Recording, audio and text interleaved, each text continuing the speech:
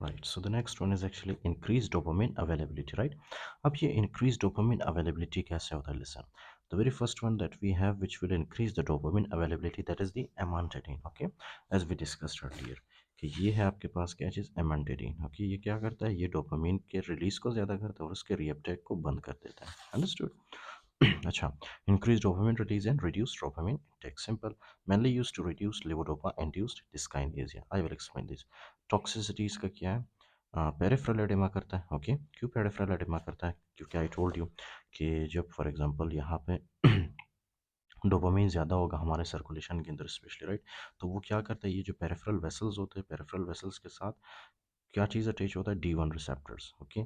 D1 receptors के साथ जाके डोपामिन अटैच होता है, जिसकी वजह से वेजोडाइलेशन होती है, और वेजोडाइलेशन में जाहिर सी बात है जितना भी फॉर एग्जांपल फ्लूइड होता है mostly, right, vascular permeability increase होता है, वेजोडाइलेशन होती है, राइट, जिससे पेरिफेरल एडेमा डेवलप होता है, ओके। इसी तरह से उसके बाद क्या है, हमारे पास एक और कंडीशन है which is called as livedo reticularis. Livedo reticularis क्या है, एक तो यहाँ पे वेजोडाइलेशन होता है, ओके। अच्छा, यहाँ पे लिवेडो रेटिकुलरिस क्या है एक्चुअली में, ये हमारे लोअर लिम्ब में स्पेशली नज़र आता है, ओके, हमारे लोअर लिम्ब में मोस्टली, ओके। इसमें होता क्या है, इसमें कुछ हमारे वेसल्स होते हैं जो कि डायलेट करते हैं, ओके। स्पेशली कुछ वेसल्स में वेजो डायलेशन होती है, ओके, और कुछ वेसल्स में vasoconstriction, vasoconstriction, fine, okay. Vasodilation होते हैं और कुछ वेसल्स में वेजो कॉन्स्ट्रिक्शन, फाइन। और इसकी वजह से क्या होगा, एक less like purplish discoloration of the skin होता है, okay, right, less like purplish, okay, purplish discoloration होता है स्किन का, डिस्कलरेशन ऑफ स्किन, फाइन। अच्छा, you can search the picture of the livedo reticularis की एक्चुअली में दिखता कैसे, ओके। इसी तरह से ये क्या कॉज करता है, एटेक्सिया। एटेक्सिया क्यों कॉज करता है, listen very carefully. For example, this is your hypothalamus, okay, ये है आपके पास ब्रेन और ये है hypothalamus, understood, okay. So this is your, not hypothalamus, yeah, this is your cerebellum, okay, this is your cerebellum, fine। अब cerebellum के अंदर जो फॉर एग्जांपल नॉर्मली cerebellum क्या करता है, ये हमारे मूवमेंट को, हमारे पोस्चर वगैरह को मेंटेन करता है, right. Listen, posture, okay, tone and coordination में ये हेल्प करता है, fine. These are the three most important functions of the cerebellum, okay, right. अच्छा, तब क्या है कि ये हमारे पोस्चर को फॉर एग्जांपल हम जब चलते हैं, हमारे चलने का फॉर एग्जांपल जो स्टाइल होता है, ओके, उसको जो है एक्यूरेट करके कौन रखता है, हमारा सेरेबेलम, फाइन। कि कौन से जॉइंट के अंदर कितना टेंशन है, कितना पावर है, राइट, सब कुछ कौन मेंटेन करके रखता है, सेरेबेलम, फाइन। अब अगर सेरेबेलम के अंदर कोई प्रॉब्लम हुआ तो सबसे पहले क्या मसला आएगा हमारे अंदर, एटेक्सिया, यानी कि मूवमेंट प्रॉब्लम। वो किस वजह से होता है, क्योंकि सेरेबेलम के अंदर कुछ ऐसे न्यूरॉन्स होते हैं, राइट, और वो न्यूरॉन्स एक्चुअली में क्या रिलीज करते हैं, ग्लूटामेट रिलीज करते हैं, फाइन, ओके, ग्लूटामेट रिलीज करते हैं। अब जाहिर सी बात है, जैसे ही फॉर एग्जांपल यहाँ पे ग्लूटामेट का कंसंट्रेशन ज़्यादा होगा, okay, if there is increase glutamate, right, increase glutamate, right, normally क्या है कि यहाँ पे ग्लूटामेट रिलीज होता है, okay, this is not increase in glutamate. Normally यहाँ पे क्या है कि ग्लूटामेट रिलीज होता है, राइट, सेरेबेलम में कुछ न्यूरॉन्स होते हैं कि जो कि यहाँ पे ग्लूटामेट रिलीज करते हैं, फाइन। तो जब ग्लूटामेट रिलीज होगा तो ये जो सेरेबेलम है ये अपना नॉर्मल फंक्शन परफॉर्म कर पाएगा, ओके, जैसे कि coordination, tone, posture maintenance etcetera, right. अच्छा, तो कभी कभी क्या होता है कि ये जो ग्लूटामेट होता है ये किस चीज़ के ऊपर, सेरेबेलम के अंदर एक रिसेप्टर होता है, राइट, उस रिसेप्टर का नाम है NMDA रिसेप्टर, ओके, राइट। तो ये जो फॉर एग्जांपल यहाँ पे ग्लूटामेट है वो किस चीज़ के ऊपर आके लगता है, NMDA रिसेप्टर के ऊपर, राइट। तो NMDA इस तरह से एक रिसेप्टर होता है सेरेबेलम के अंदर जिसके साथ ग्लूटामेट आके अटैच होता है, फाइन। और क्या करता है, हमारे पोस्चर, टोन एंड कोऑर्डिनेशन को कंट्रोल करता है, सिंपल। लेकिन ये जो फॉर एग्जांपल आप एमनटेडिन लेते हो, राइट, एमनटेडिन क्या करता है, ये जो NMDA रिसेप्टर है, NMDA रिसेप्टर को ये ब्लॉक करता है, अंडरस्टूड, ओके। जब NMDA रिसेप्टर ब्लॉक होगा तो क्या उसके बाद ग्लूटामेट अपना नॉर्मल फंक्शन कर पाएगा हमारे सेरिबेलम के अंदर, नहीं, जिसकी वजह से पोस्चर, टोन एंड कोऑर्डिनेशन हम कंट्रोल या मेंटेन नहीं कर पाएंगे बाद में, and that will lead to the ataxia. This is very very simple, okay, right, yeah अच्छा, उसके बाद है हमारे पास क्या चीज़, यहाँ पे मैंने लीवोडोपा इंड्यूस्ड डिस्काइनेसिया। हमारे फॉर एग्जांपल जो डायरेक्ट इनडायरेक्ट पाथवे, राइट, वहाँ पे भी क्या होता है, वहाँ पे भी जो फॉर एग्जांपल हमारे पास है ग्लूटामेट रिलीज होता है, राइट। तो वहाँ पे ये क्या करता है, वहाँ पे ये जाके जो ग्लूटामेट के रिसेप्टर्स होते हैं, राइट, एनएमडीए रिसेप्टर्स, उनको जाके ये जो एमएनटीडी नहीं है उनको जाके क्या करता है, ब्लॉक करता है, जिसकी वजह से एक्सेसिव मूवमेंट नहीं होता। Okay, right. So we use this in the Parkinson's disease. Okay, उसके बाद क्या है, L dopa availability. L dopa availability क्या है, agents prevent peripheral pre blood brain barrier L dopa degradation, right? Increase L dopa entering to central nervous system, increase central L dopa available for conversion to the dopamine, right? इसके examples कौन कौन से हमारे पास, एक है carbidopa. Okay, carbidopa हमारे पास क्या करता है, L dopa, carbidopa. Carbidopa blocks peripheral conversion of the L dopa to dopamine by inhibiting dopa decarboxylase. Also reduces adverse effects of peripheral L-DOPA conversion into dopamine. Example, nausea, vomiting. Listen very carefully. तो हमारे पास क्या है, we have carbidopa. I told you, okay, all these things I have already discussed. Carbidopa क्या करता है, ये dopa डिकार्बोक्सिलेज को inhibit करता है, जिसकी वजह से एल डोपा डोपामिन में कन्वर्ट नहीं होता, और डोपामिन में जब कन्वर्ट नहीं होगा तो ये वेजोडाइलेशन, ये एरिदमिया, ये सिम्टम्स नहीं आएंगे पेशेंट के अंदर। Okay, including the nausea, vomiting, कुछ भी नहीं होगा, राइट।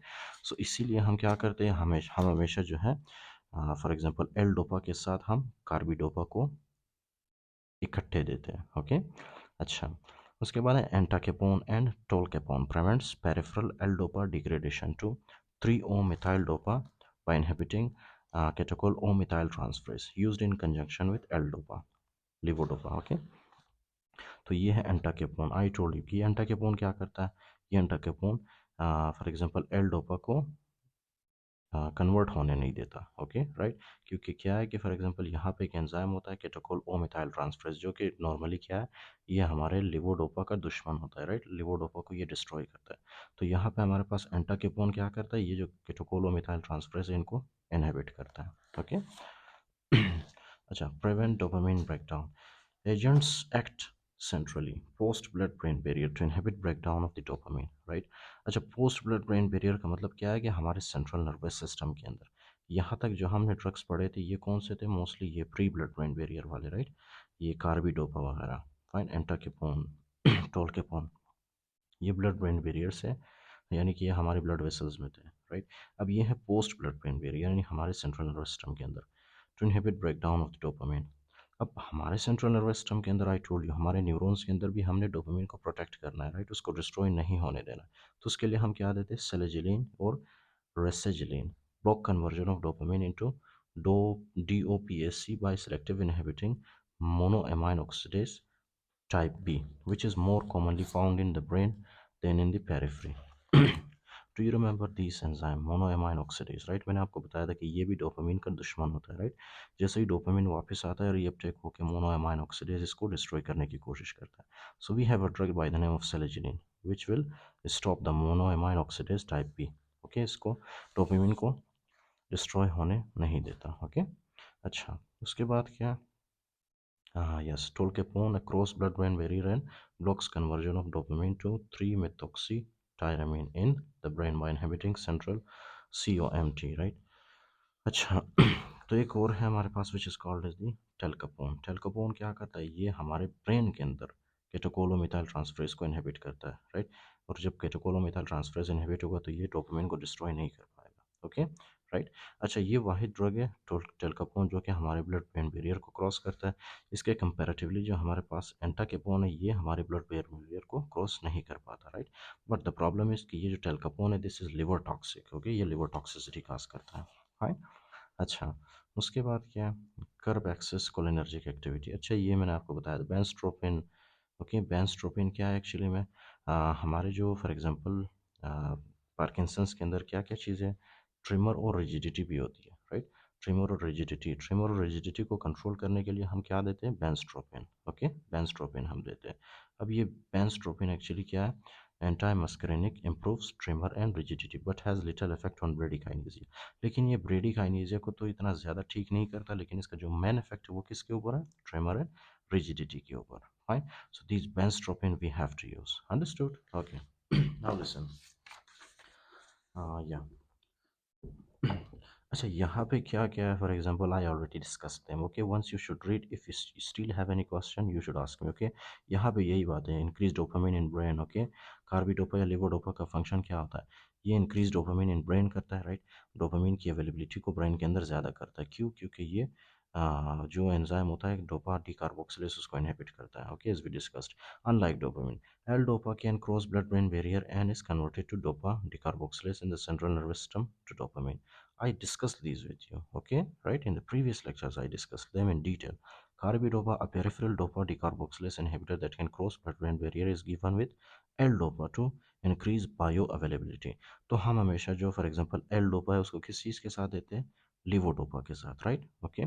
क्योंकि कार्बिडोपा लिवोडोपा को प्रोटेक्ट करता है, इनकी इसकी बायो अवेलेबिलिटी को इंक्रीज करता है, fine, in the brain and to limit peripheral adverse effects.